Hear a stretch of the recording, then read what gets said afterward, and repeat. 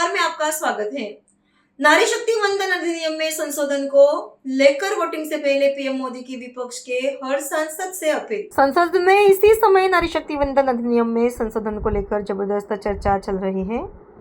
आलम यह है कि चर्चा इतनी लंबी चली कि कल रात 1 बजे तक सदन की कार्रवाई जारी रही। अब से कुछ ही देर में लोकसभा में इस पर वोटिंग होने वाला है। वोटिंग से ठीक पहले प्रधानमंत्री नरेंद्र मोदी ने विपक्ष के हर सांसद और सभी राजनीतिक दलों से बहुत ही भावुक अपील की है। उन्होंने सीधे शब्दों में कहा कि मैं सभी सदस्यों से प्रार्थना करूंगा कि कुछ भी ऐसा न करें जिनसे नारी शक्ति की भावनाएं आहत हो। पीएम मोदी ने सांसदों को याद दिलाया कि आज देश की करोड़ों महिलाओं की नज़र हम सभी की नीयत और हमारे निर्णय पर टिकी है। पीएम मोदी की पूरी बात सुन लीजिए। आदरणीय सभापति जी, सदन की ओर से मेरी तरफ से मैं श्रीमान हरिवंश जी को बहुत बहुत बधाई देता हूं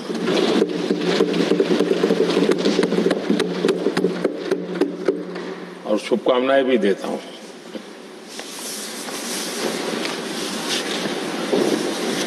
राज्यसभा उपसभापति के रूप में लगातार तीसरी बार निर्वाचित होना ये अपने आप में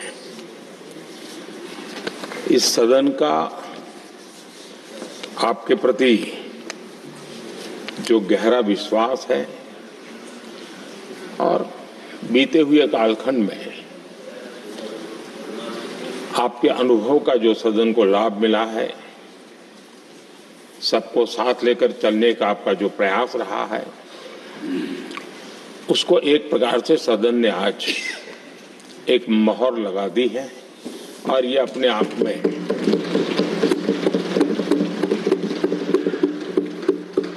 ये एक अनुभव का सम्मान है, एक सहज कार्यशैली का सम्मान है और एक सहज कार्यशैली की स्वीकृति भी है।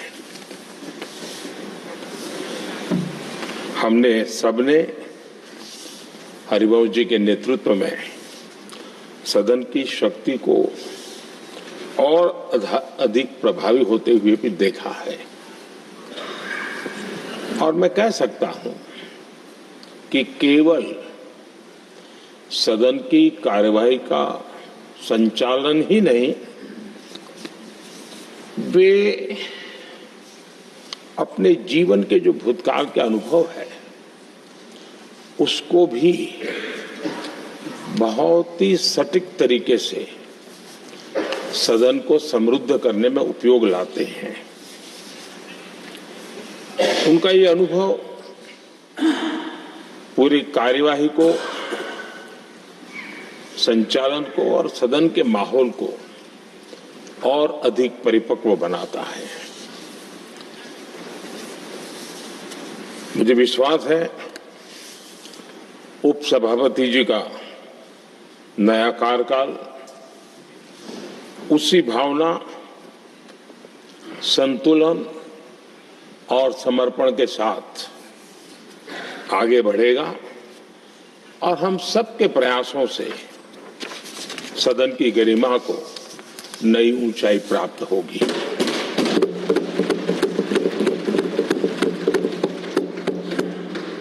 आदरणीय सभापति जी,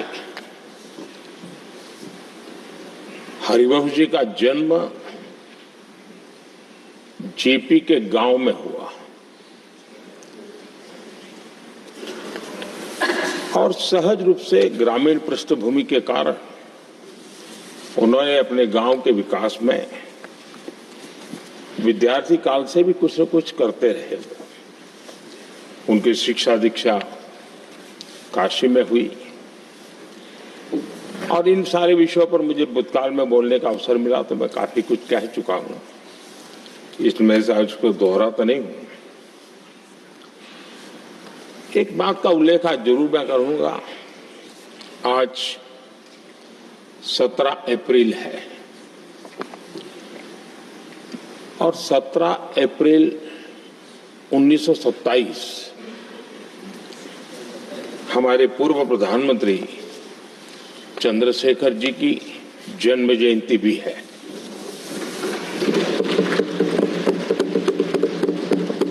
विशेषता ये है कि आज 17 अप्रैल को आप जब तीसरी बार इस दायित्व को संभालने जा रहे हैं और वो भी चंद्रशेखर जी की जन्म जयंती पर, और चंद्रशेखर जी के साथ आपका जुड़ाव, उनके प्रति आपका लगाव और एक प्रकार से आप उनके सहयात्री रहे उनके पूरे कार्यकाल में, तो ये एक अपने आप में एक बहुत ही बड़ा सुयोग है। आपने चंद्रशेखर जी के जीवन पर किताबें भी लिखी हैं और चंद्रशेखर जी के एक बृहद जीवन को नई पीढ़ी तक पहुंचाने का एक बहुत बड़ा काम भी आपने किया है, और इसलिए आपके लिए एक बहुत बड़ा विशेष अवसर बन जाता है कि चंद्रशेखर जी की जन्म जयंती पर आपका तीसरा कार्यकाल का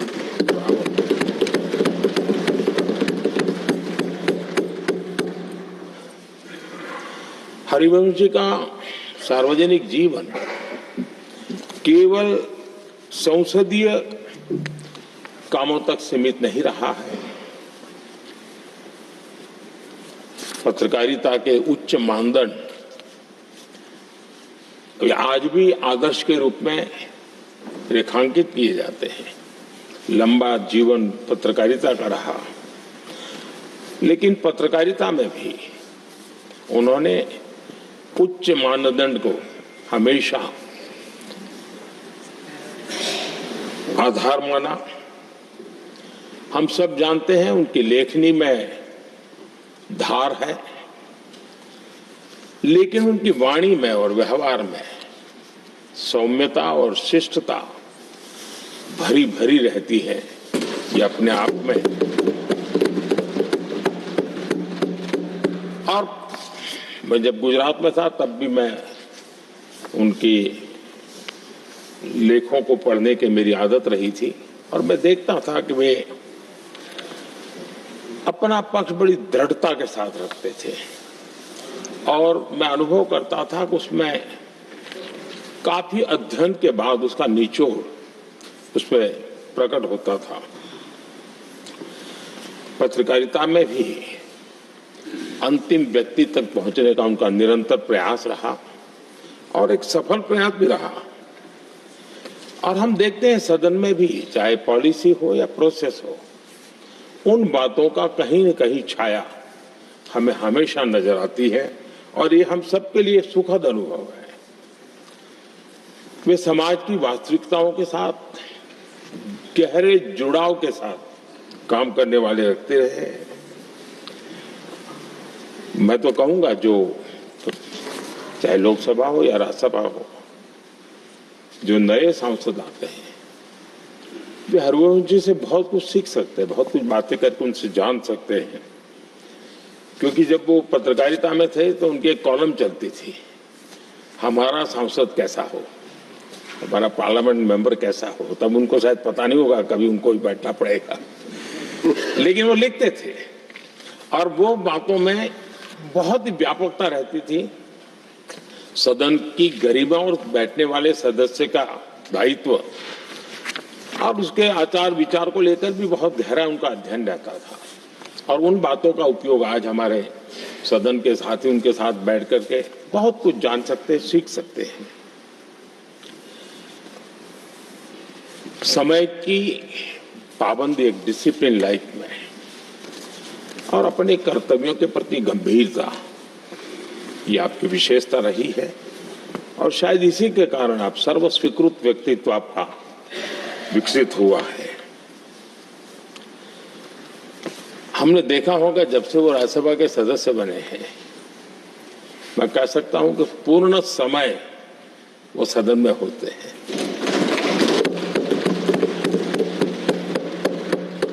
सभापति जी की अनुपस्थिति में सदन को संभालने का काम तो करते ही हैं, लेकिन बाकी समय भी यहाँ कमेटी का कोई भी व्यक्ति बैठा हो तो भी वे सदन में हमेशा अपनी मौजूदगी रहती है। हर बात को सुनते हैं, उस समय सदन का जो संचालन करते हैं उनके कार्य को भी देखते हैं, और ये इसके पीछे उनको अपना जो दायित्व है उसके प्रति उनकी जो प्रतिबद्धता है उसके कारण ये संभव होता है, और ये हम सब के लिए सीखने जैसा है। और मैंने देखा है कि वो पूरा समय इन चीजों के लिए वो खपा देते हैं। आदरणीय सभापति जी, उपसभापति के तौर पर सदन को कैसे चलाया, सदन में सदस्य के तौर पर क्या योगदान दिया, इस बारे में हम स्वाभाविक रूप से एक सकारात्मक चर्चा करते रहते हैं, लेकिन सदन के बाहर जनता के बीच वो कैसे अपने लोकतांत्रिक और सामाजिक दायित्वों को निभाते हैं, ये भी हम सार्वजनिक जीवन में जो लोग हैं उनके लिए सचमुच में ध्यान आकर्षित करने वाले विषय हैं, और हमने उसको देखना चाहिए। मैं अपने अनुभव से कह सकता हूं उनके काम सराहनीय तो है ही, अनुकरणीय भी है। हमारा देश युवा देश है, और मैंने देखा है कि हरिवंश जी ने अपने समय का उपयोग सबसे ज्यादा युवाओं के बीच में बिताना पसंद किया है। युवाओं को में लगातार गंभीर विषयों पर जागरूकता बने, एक प्रकार से लोक शिक्षा का काम निरंतर चलता रहे, ये अपने आप में वो लगातार करते रहते हैं। वो देश भर में उनका भ्रमण रहता है। वे मीडिया के नजरों में बहुत ज्यादा रहने का उनका शौक नहीं है, लेकिन भ्रमण और कार्यक्रमों की श्रृंखला उनकी लगातार चलती रहती है। 2018 में जब उन्होंने राज्यसभा के उपसभापति की भूमिका निभानी शुरू की, उसके बाद जो मेरी जानकारी है, कॉलेजेज और यूनिवर्सिटीज में 350 कार्यक्रम किए हैं। ये बहुत बड़ा काम है। देश की यूनिवर्सिटीज और कॉलेजेज में 350 से अधिक कार्यक्रम, जाना आना, उनके साथ बैठना, बातें करना, उसके लिए विषयों की तैयारी करना, ये अपने आप में बहुत बड़ा एक प्रकार से आपने व्रतस्थ के रूप में इस काम को किया, और युवाओं से ही जुड़ने के लक्ष्य को आपने जरा भी ओझल नहीं होने दिया है। और विकसित भारत का सपना युवाओं के लिए भी क्यों होना चाहिए, इस मूल विषय को अलग अलग तरीके से जिस प्रकार से विद्यार्थियों का मूड हो वो बताते रहते हैं। विद्यार्थियों में, युवा पीढ़ी में एक आत्मविश्वास कैसे पैदा हो, निराशा से वो हमेशा हमेशा बाहर रहे, इन सारे विषयों की चर्चा वो करते हैं। उनके कुछ ऐतिहासिक रेफरेंस के साथ बात करते हैं कि हम ऐसे क्या कारण है कि हम जितनी तेजी से जाना चाहिए था आगे नहीं जा पाए, अब अवसर क्या आया है, सारी बातें वो, और देश कितनी बड़ी छलांग लगा सकता है, ऐसे का आत्मविश्वास भरने का काम उनके द्वारा होता है। आजकल देश में लिटरेचर फेस्टिवल एक बड़ा सिलसिला चला है, और अब तो वो टियर 2, टियर 3 सिटी तक भी वो सिलसिला चला है। लिटरेचर फेस्टिवल्स में भी हरिवंश जी का अक्सर जाना होता है, और उस समाज के उस तबके को भी वो अपने विचारों से प्रभावित करते रहते हैं, प्रेरित करते रहते हैं। आदरणीय सभापति जी, मैंने उनके जीवन का एक प्रसंग जो सुना है, शायद हो सकता है साल वगैरह में मैं बहुत मेरी जानकारी सटीक न भी हो, मैंने सुना है कि 1994 में हरिवंश जी पहली बार विदेश यात्रा की और वो अमेरिका गए।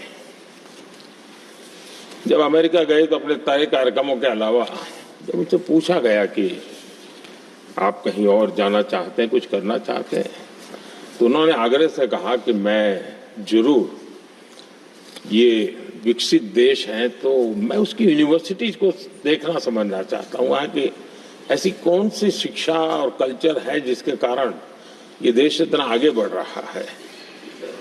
और उन्होंने काफी समय अपने निर्धारित कार्यक्रमों के सिवाय पहली अमेरिका की यात्रा में सिर्फ और सिर्फ यूनिवर्सिटीज में बिताया, उसका अध्ययन करने का काम किया। यानी ये जो ललक थी उनके मन में कि अगर एक विकसित देश की यूनिवर्सिटी से जो निकलता है तो हिंदुस्तान की यूनिवर्सिटीज भी ऐसी हो ताकि विकसित भारत का सपना वहीं से रेखांकित किया जा सके। आदरणीय सभापति जी, एमपीज को एमपी लेड फंड के संबंध में तो काफी चर्चा रहती है और एक बड़ा पसंदगी का विषय भी रहता है एमपीज में, और कभी कभी तो ये भी संघर्ष रहता है कि एमपी लेड फंड इतना है और वहां उधर एमएलए फंड ज्यादा है, उसकी चर्चा रहती है। लेकिन एमपी फंड का उपयोग कैसे हो, एमपी लेड जो फंड की बातें, उसमें हरिवंश जी के विचारों को मैंने स्वयं भी सुना है, मैं प्रभावित हूँ इससे, लेकिन हमारी भी कुछ मजबूरी रही है, शायद हम उनकी अपेक्षा के अनुसार उसको कर नहीं पाए हैं, क्योंकि सबको ऐसे विषय में साथ लेना जरा कठिन होता है। लेकिन उन्होंने खुद के उस जिम्मेवारी को कैसे निभाया है, मैं समझता हूं वो भी हम लोगों ने, उन्होंने ये एमपी लेड फंड था जो अपने जो विचार हैं उसको विचार को ही नीचे धरातल पर उतारने के लिए उपयोग किया। शिक्षा क्षेत्र और युवा पीढ़ी ये उसके सारे केंद्र में रहा। एमपी लेड फंड उन्होंने इस्तेमाल करने के लिए एक मिसाल पेश की है। उन्होंने विश्वविद्यालय शिक्षण संस्थानों में ऐसे अध्ययन केंद्र स्थापित किए और उसका प्रभाव लंबे अरसे तक रहने वाला है, और उसमें भी उन्होंने प्रोजेक्ट ओरिएंटेड समस्या के समाधान को केंद्र में रखा। जैसे लुप्त होती जा रही भारतीय भाषाओं, उनके संरक्षण के लिए उन्होंने आईआईटी पटना में एक अध्ययन केंद्र के लिए एमपी लेड फंड का उपयोग किया, तो उस काम को वो लगातार वहां हो रहा है। एक और उन्होंने काम लिया, जो बिहार में कुछ क्षेत्र है जहां भयावह भूकंप की घटनाएं घटती रहती है, नेपाल में भी छोटा सा भूकंप आ जाए तो भी इस क्षेत्र को प्रभावित करता है। इस काम को ध्यान में रखते हुए उन्होंने एमपी लेड फंड से सेंटर फॉर अर्थक्वेक इंजीनियरिंग के रूप में एक स्टडी सेंटर रिसर्च के लिए खुलवाया है। यानी वो स्टडी का काम करना, रिसर्च करना, उस पर लगातार काम कर रहा है। हम जानते हैं कि जैसा मैंने कहा, जयप्रकाश जी का गांव सिताब दियारा, हरिवंश जी वही हैं, और वहां गंगा और घाघरा दो नदी के बीच में एक गांव है, तो हमेशा ही जल के कारण जो कटाव की समस्या रहती है वो गांव परेशान रहता है, और नदी धारा भी बदलती रहती है तो विनाश भी बहुत होता रहता है। उसको भी ध्यान में रखते हुए उन्होंने एमपी लेड फंड से इसके वैज्ञानिक अध्ययन के लिए उन्होंने पटना की आर्यभट्ट नॉलेज यूनिवर्सिटी में एक नदी अध्ययन केंद्र खुलवाया है। पटना के ही चंद्रगुप्त प्रबंधन संस्था में वो business incubation and innovation centre बनवा रहे हैं। एआई के उस दौर में मगध विश्वविद्यालय में आर्टिफिशियल इंटेलिजेंस सेंटर बनाया है। यानी एमपी लेड फंड का एक निर्धारित दिशा में काम कैसे किया जा सकता है, इसका एक उदाहरण आपने प्रस्तुत किया है। आदरणीय सभापति जी, हम सभी ने अनुभव किया है कि लोग जब अपने गांव से स्थानांतरण करते हैं, दूसरे शहर में जाते हैं, तो जीवन में एक प्रकार से गांव से कट जाते हैं। हरिवंश जी का जीवन आज भी गांव से जुड़ा रहता है, अपने गांव से जो जुड़ा रहता है, वो लगातार वहां के सुख दुख के साथी बन करके वो अपना जो भी कंट्रीब्यूशन कर सकते हैं वो करते रहते हैं। आदरणीय सभापति जी,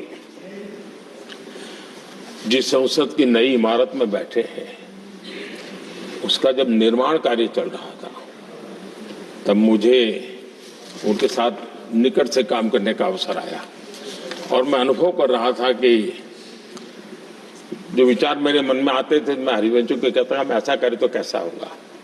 2 दिन में वो बराबर परफेक्ट उसके लेके आते हैं, कहीं नामकरण करना है, उसके पहचान इस सदन की कैसे बने। तो काफी कुछ कंट्रीब्यूशन सदन के निर्माण में, उसकी आर्ट गैलरी में, विभिन्न द्वार के नाम रखने हो, यानी हर प्रकार से मेरे एक साथी के रूप में हम दोनों को, और मुझे बड़ा आनंददायक रहा वो अनुभव काम का। आदरणीय सभापति, हरिवंश जी के सदन को चलाने की कुशलता को तो हम भली भांति देखे हैं, लेकिन साथ साथ उन्होंने राज्यों की विधानसभाएं, विधान परिषदें और वहां जो प्रिसाइडिंग ऑफिसर्स हैं उनको भी कैसे मददरूप होना, उनके लिए किस प्रकार से आवश्यक उनके ट्रेनिंग के लिए काम किया जाना, उसके लिए भी काफी समय दिया और उन्होंने लगातार उनके लिए समय दिखाया। कॉमनवेल्थ पार्लियामेंट्री एसोसिएशन में भी उन्होंने भारत की डेमोक्रेटिक व्यवस्था की छाप छोड़ने में बहुत बड़ी सक्रिय भूमिका निभाई है।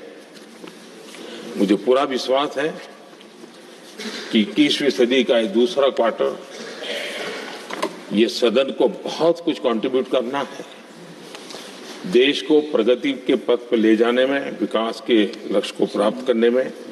मुझे विश्वास है कि सदन के द्वारा बहुत कुछ होगा और उसके कारण पीठाधीश सबका दायित्व बहुत बड़ा होता है। हम सबका बड़े विश्वास से मैं कह सकता हूं कि सभी साथी आप जो चाहते होंगे उसको पूरा करने के लिए सहयोग करते रहेंगे और आपके काम को कठिनाइयों में न परिवर्तित करें, इसके लिए ताकि आप ज्यादा आउटकम दे सकते हैं। और मुझे विश्वास है सब लोग इसको करेंगे। और मैंने पहले भी कहा था कि हरि कृपा पर है सब कुछ और हरि तो यहाँ के भी है, हरि वहाँ के भी है और हरि यहीं बैठेंगे, तो हरि कृपा बनी रहे, इसी एक अपेक्षा के साथ मेरी आपको बहुत बहुत शुभकामनाएं हैं। अगर आपने हमारा अभी तक चैनल सब्सक्राइब नहीं किया है तो कृपया चैनल सब्सक्राइब कर लें, लाइक करें, शेयर करें, कमेंट करें। तो मिलते हैं फिर किसी और खबरों के साथ। नमस्कार।